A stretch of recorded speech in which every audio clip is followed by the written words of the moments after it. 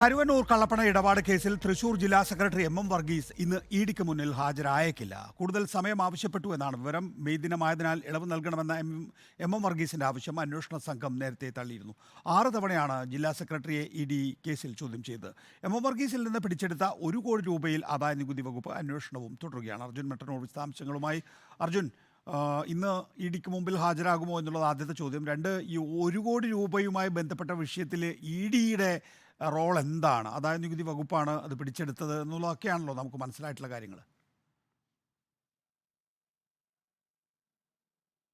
Nikesh Kumar, M Varghese ഇന്ന് ഹാജരാക്കില്ല എന്ന് തന്നെയാണ് സൂചന. ഇന്ന് ഹാജരാക്കാൻ അദ്ദേഹത്തോട് നിർദ്ദേശിച്ചെങ്കിൽ പോലും മെയ് 1 തൊഴിലാളി ദിനമാണ്. അതുകൊണ്ട് തന്നെ നിരവധി പരിപാടികളിൽ ജില്ലാ സെക്രട്ടറി എന്ന നിലയിൽ പങ്കെടുക്കേണ്ടതുണ്ട്. കൂടുതൽ സമയം വേണം എന്നാണ് അദ്ദേഹം ആവശ്യപ്പെട്ടത്. ഇത് ഇഡി അംഗീകരിച്ചിട്ടില്ല. പക്ഷേ അദ്ദേഹം ഇന്ന് ഹാജരാകില്ല എന്ന് തന്നെയാണ് മനസ്സിലാക്കുന്നത്. ആദ്യഘട്ടത്തിലും 2ാം ഘട്ടത്തിലുമായി ഇതുവരെ എം വർഗീസിനെ 6 തവണയാണ് ഇഡി ചോദ്യം ചെയ്തത്.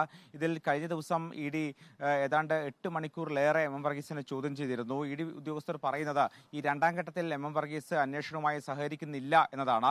മാത്രവുമല്ല, ഈ പ്രധാനമായും ഇഡി പരിശോധിക്കുന്നത് ഈ CPM-ന്റെ തൃശൂർ ജില്ലയിലെ ബാങ്ക് അക്കൗണ്ട് ഡീറ്റെയിൽസുമായി ബന്ധപ്പെട്ട കാര്യങ്ങളാണ്.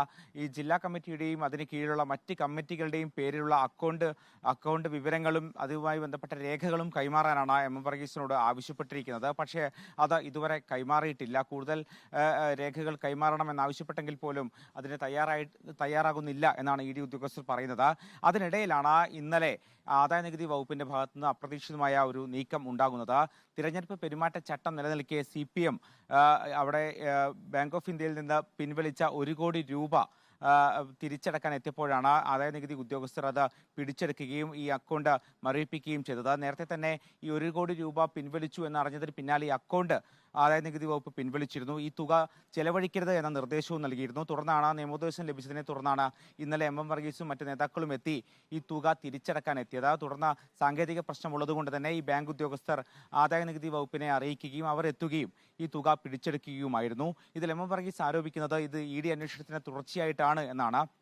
എന്തായാലും നിരവധി രഹസ്യ അക്കൗണ്ടുകൾ ഉണ്ട് എന്നും KYC മാനദണ്ഡങ്ങൾ അടക്കം പാലിക്കുന്നില്ല തുടങ്ങിയ കാര്യങ്ങളൊക്കെ തന്നെ നേരത്തെ ഇഡി പറയുന്നുണ്ടായിരുന്നു. ഈ കാര്യങ്ങൾ ഇഡി ആദായനികുതി വകുപ്പിനെയും റിസർവ് ബാങ്കിനെയും ഒക്കെ അറിയിക്കുകയും ചെയ്തിരുന്നു. ഇതിന്റെ തുടർച്ചയായിട്ടാണോ ഈ നടപടി എന്നും സംശയിക്കുന്നുണ്ട്.